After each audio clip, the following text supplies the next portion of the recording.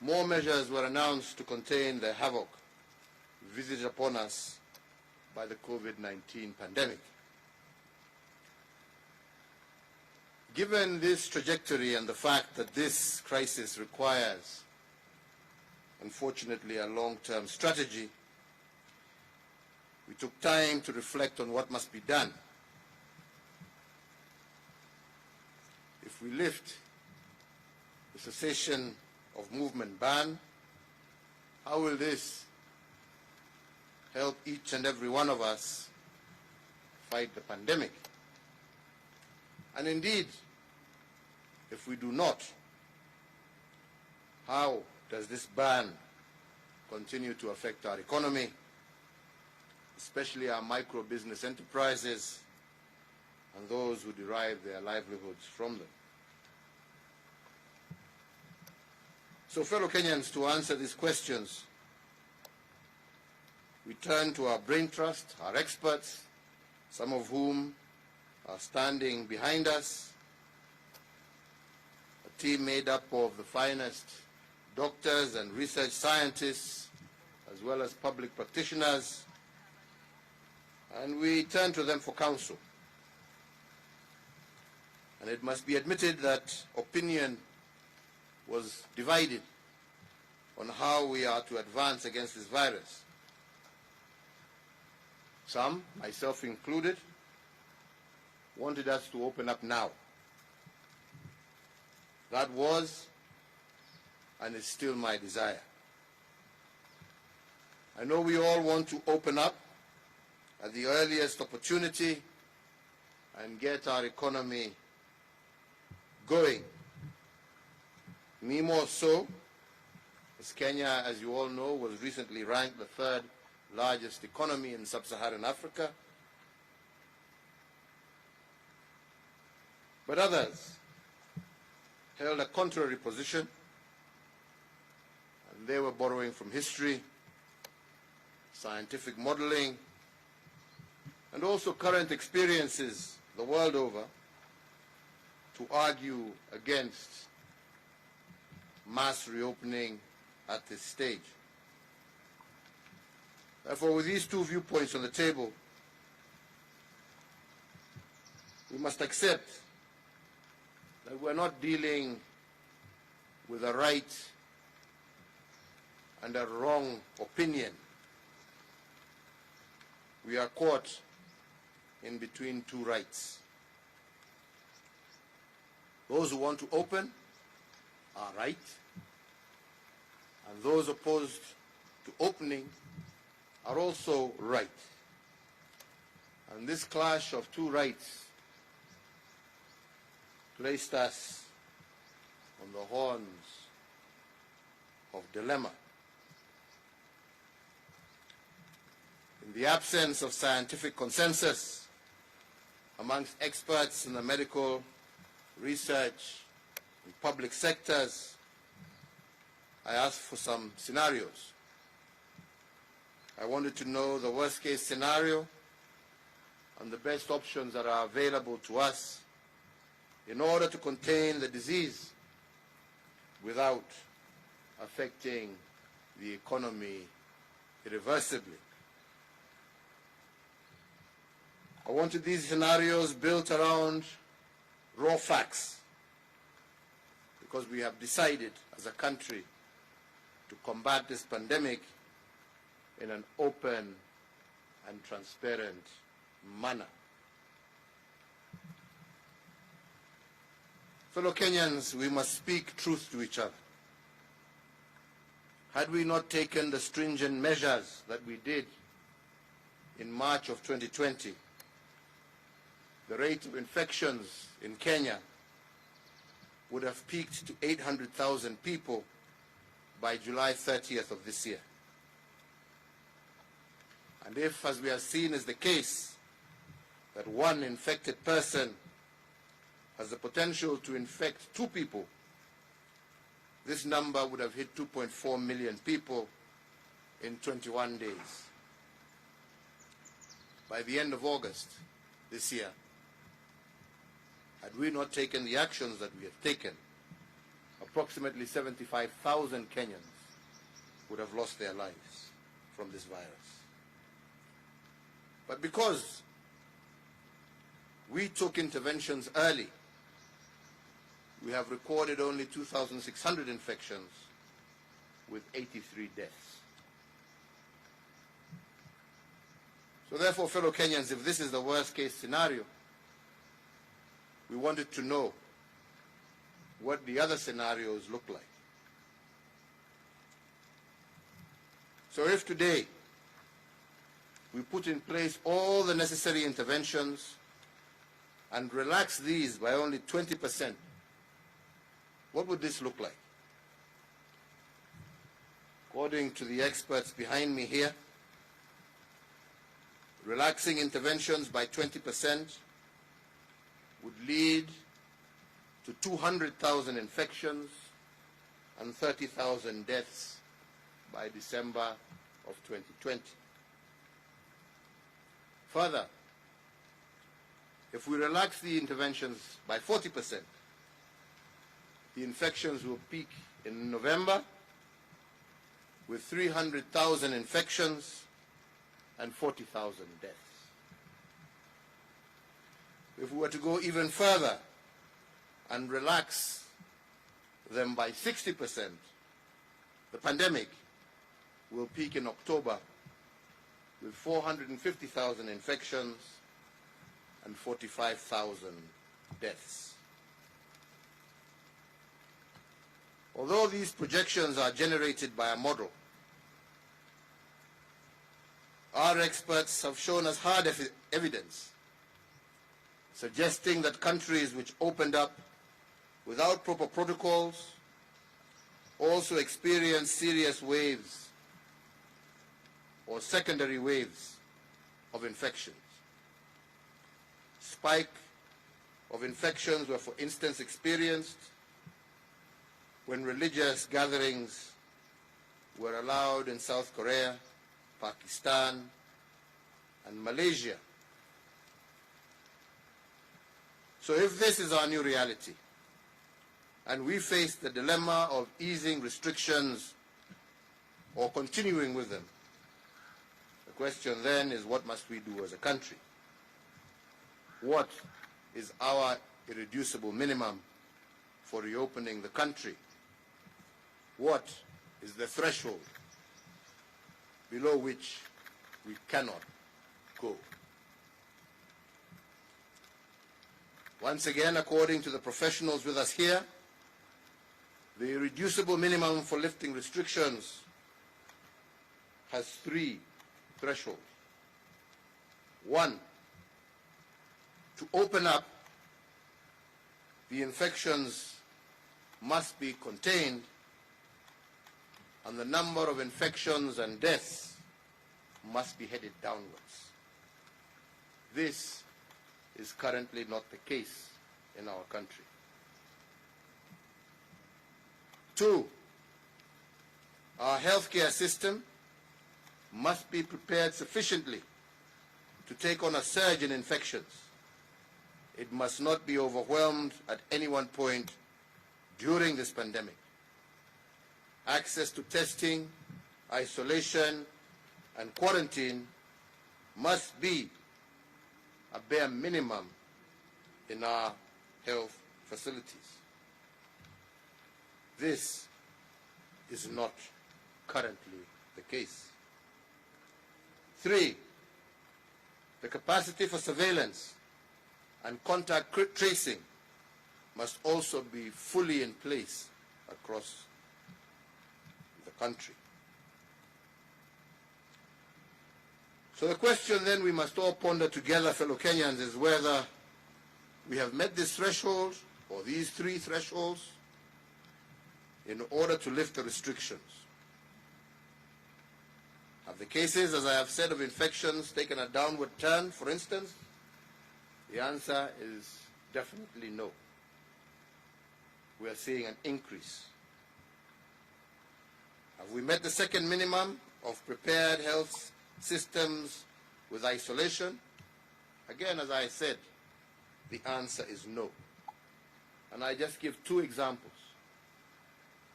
Siaya County has only a 10-bed isolation facility, and already they have admitted 9 COVID patients from only one incident. Similarly, Busia County has a 34-bed isolation facility, and 2 days ago, that facility was full. So, fellow Kenyans, if there is a surge in infections in just these 2 counties, the healthcare system will most definitely be overwhelmed. So the hard question to pose here is whether Kenyans are prepared to nurse COVID-19 patients in their homes if our healthcare system cannot handle the numbers. Are they prepared to expose their children, to expose the elderly to COVID-19 patients in the close proximity of home? And yes, we have dispersed Kenya shillings 5 billion to the counties in order to assist them increase their healthcare capacity in view of this pandemic. But to build the necessary health infrastructure for such an undertaking requires time. We must get ahead of this pandemic by creating lead time. So therefore, fellow Kenyans, while considering the possibility of de-escalating the containment measures in place and conscious that health is a shared function between the national and county governments, I have convened today an extraordinary session of the National and County Government Coordinating Summit on Wednesday, the 10th day of June, to consider the following salient matters. First, to review the effectiveness of the containment measures we have taken so far, those that have been rolled out to break the chain of transmission of the coronavirus disease. The second, to secure the undertaking of every county government to deliver isolation facilities with at least a minimum of 300 beds. And thirdly, within 14 days, to develop time-bound protocols for progressive reopening of the economy. Fellow Kenyans, with my colleagues and having applied our minds to the different scenarios presented by our experts, I have reconciled myself to the fact that to open or not to open is not a dilemma between a right and a wrong. It is a dilemma between 2 rights. And because of this, and fully cognizant of the irreducible minimum given by our experts, and in keeping with the advice of the National Security Council, I today hereby direct an order as follows.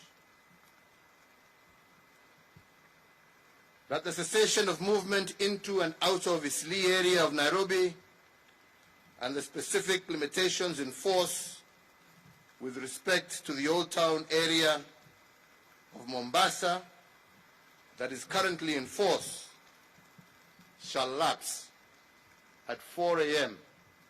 on the 7th of June 2020.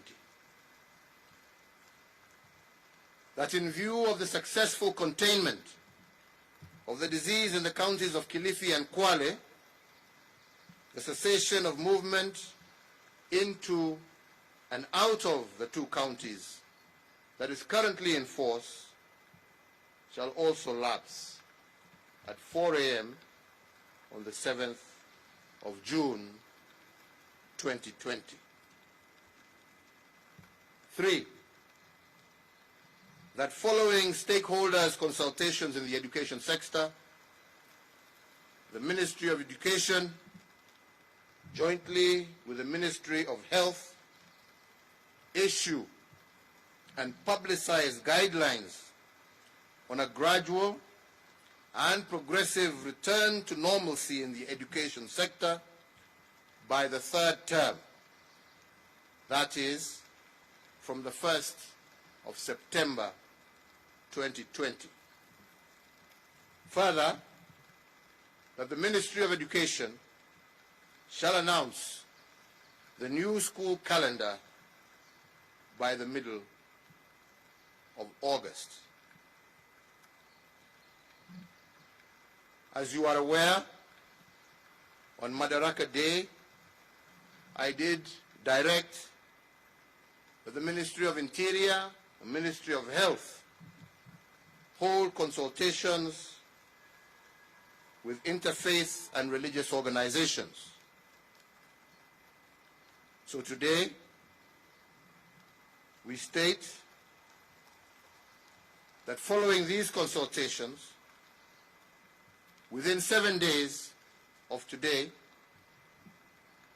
the Ministries of Interior and Health will constitute an interfaith council to work out modalities and protocols of reopening of our places of worship. 5, that in the meantime, the ban on all forms of gatherings, including but not limited to political gatherings, social gatherings, including bars, be and is hereby extended for a further 30 days. That due to the evolving nature of the disease globally, international travel restrictions are hereby extended. In the meantime, the Ministry of Transport is directed within 7 days from the date hereof to engage all key stakeholders and develop protocols and guide resumption of local air travel. That due to the increase in patterns of infections, the cessation of movement into and out of the Nairobi metropolitan area, Mombasa, and Mandera be further extended by 30 days. That the nationwide dusk to dawn curfew, currently in force until today, the 6th of June 2020, is extended for a further 30 days. However, the commencement time for the same shall be varied from 7 p.m. to 9 p.m., with the end time for the same being varied from 5 a.m. to 4 a.m. Therefore, effective 7th June 2020, the nationwide dusk to dawn curfew will run from 9 p.m. in the evening to 4 o'clock or 4 a.m. in the morning. This variation should enable Kenyans to have a full workday schedule. Fellow Kenyans, recognizing the negative impact of the COVID-19 is not limited to healthcare. As I have said before, my administration has made targeted interventions to protect our economy. At the onset of the pandemic, my administration injected 216 billion back into the economy through tax refunds rebates and waivers. In our second phase, we have further rolled out 53.7 billion under an 8-point stimulus package to reinvigorate our economy. Each week, the government is distributing approximately 300 million shillings a week to the most vulnerable members of our society, on top of Kazi Mitaani, which is also being extended to cover more counties. Also on Madaraka Day, I did announce that a further Kenya shillings 2 billion would be injected into the hospitality industry to cushion those in that industry from the effects of this pandemic, and modalities of how these resources will be shared are to be released next week, with priority given to ensuring that our workers in this sector are assisted to retain their jobs. Finally, I wish to assure each and every Kenyan that I shall do all that is necessary to limit the negative effects of COVID-19 on our people, our economy, and our way of life. Rest assured that my administration will continue to work to restore our lost livelihoods, our lost opportunities, and our lost wealth. As I have said before, I continue to call upon all Kenyans, particularly landlords and employers, to put people before profits during these testing times. Permit me to close by saying what I have always said, that this disease is beatable if we work together. Listen to and apply the regulations, the guidelines and protocols issued by the Ministry of Health, and let us all keep our eyes on slaying the enemy. Thank you, God bless you, and God bless Kenya. I'll take 2 questions, and then I will leave the experts who have been advising us to continue with the rest of the session. Good afternoon. Afternoon to my you. My name is Gashuri from Citizen. Yes, Gashuri, I know you. How are you, sir?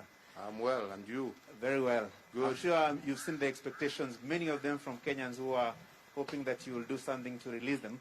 But be it as it may, the main question is the question of sustenance, livelihoods.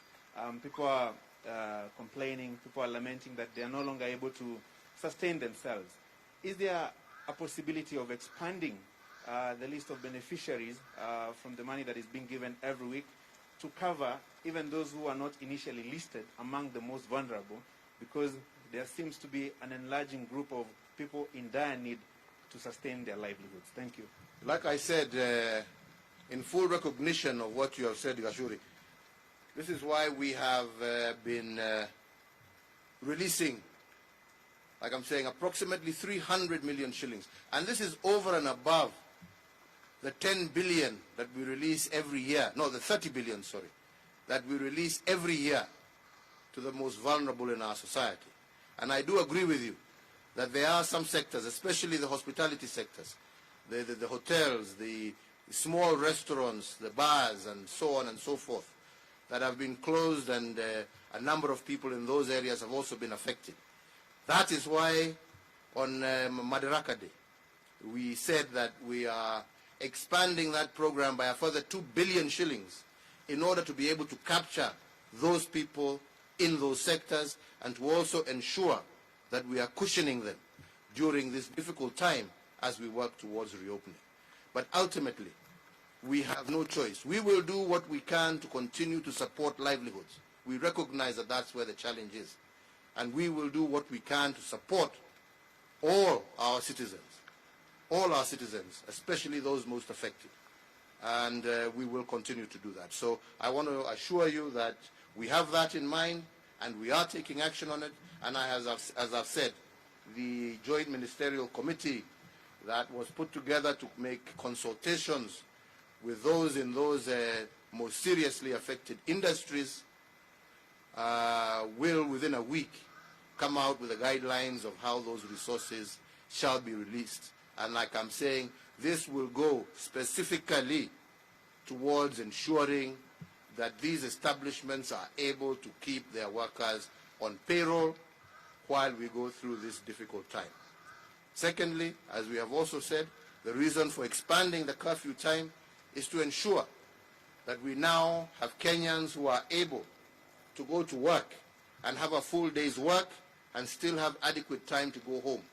This now will enable Kenyans to be able to work a full shift, unlike the half shifts that we are into before. Now you can have a full day shift. You can work from 8 to 5 and still be able to get home on time, thus expanding the number of working hours and therefore enabling more and more Kenyans to be able to resume their normal duties and activities in our economy. Jina langu ni Nancy Okware kutoka Nancy Okware kutoka KBC. Na maswali langu kwanza kabisa, umesema ya kwamba masharti katika kaunti ya Kwale na Kilifi kwa sasa hivi yameondolewa.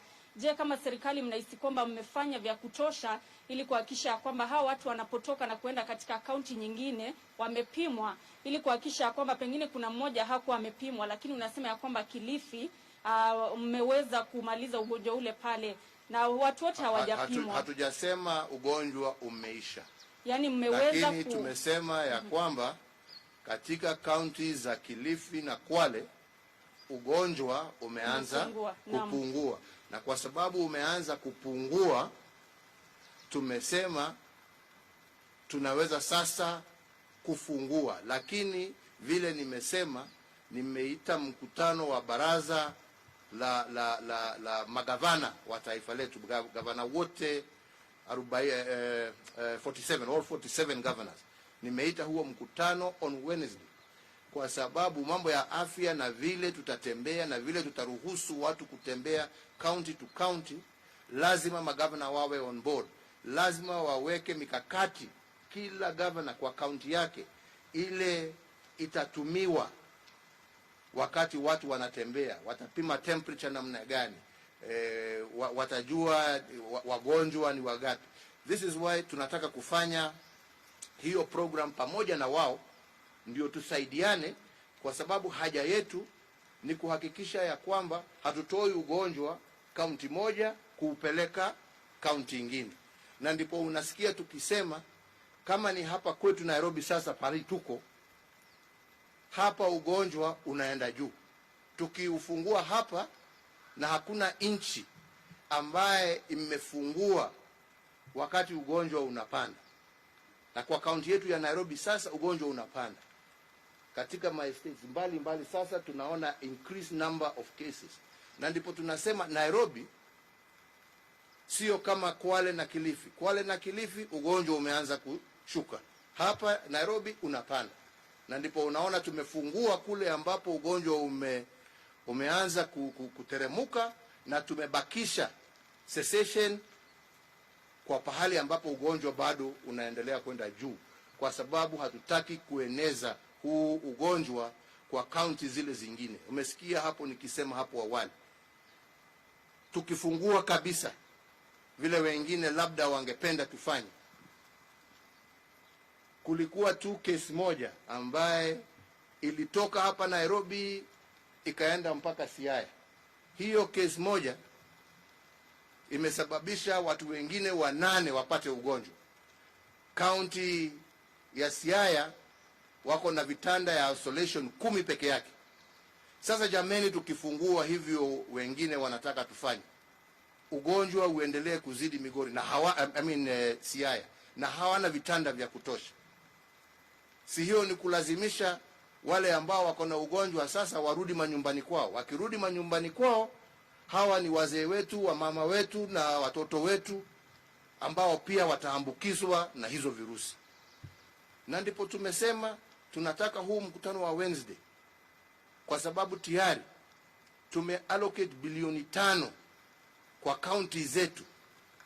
Tunataka tukubaliane na wao ni mikakati gani wataweka, na tunasema ukitaka kaunti tufungue lazima uwe na a minimum capacity ya vitanda 300 zile ambazo zaweza kutumika ugonjwa ukipanda katika kaunti yako. Kwa sababu tukikataa kuweka hiyo mikakati, umesikia yale nimesema hapo, idadi ya wananchi ambao twaweza kuhatarisha maisha yao tusipoweka hii mikakati ambapo tunasema.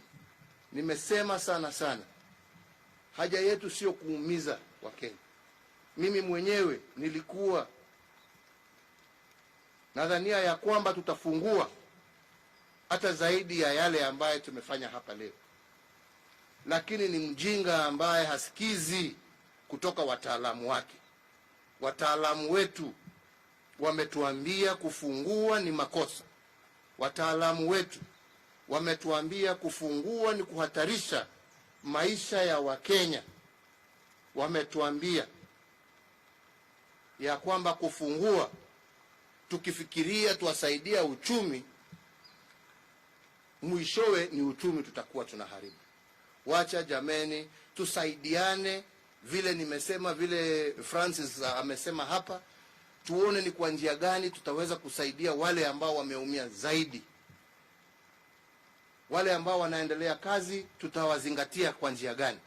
Wale wameumia zaidi tutafute mbinu zote ambazo tuko nazo za kuhakikisha ya kwamba tumewasaidia pahali ambapo walipo, lakini sio kuwapeleka pahali ambapo maisha yao yatakuwa hatarini. Na ndipo unasikia tukisema tumeconsult hata na wazazi, tumeconsult na walimu, tumeconsult na religious groups juu ya mashule, na wote wamekubali ya kwamba haistahili tufungue mashule yetu sasa, kwa sababu tukiyafungua hiyo ni kama kufungulia virusi vianze kusambaa zaidi ya vile ambavyo inaendelea kwa wakati huu. Kwa hivyo Wakenya wenzangu, tunajua ni muda mgumu. Nimeona meme mingi ambazo mmetumatuma huko, sijui ati Freedom Day, Independence Day. Hii sio mambo ya independence, hii ni mambo ya maisha jameni. Hatufanyi hii kuumiza mtu yeyote. Jamani, tunafanya hii kuhakikisha ya kwamba tumelinda maisha ya wananchi wetu. Jameni, afadhali uwe hai ndio uweze kukula hiyo happy ambayo unatafuta.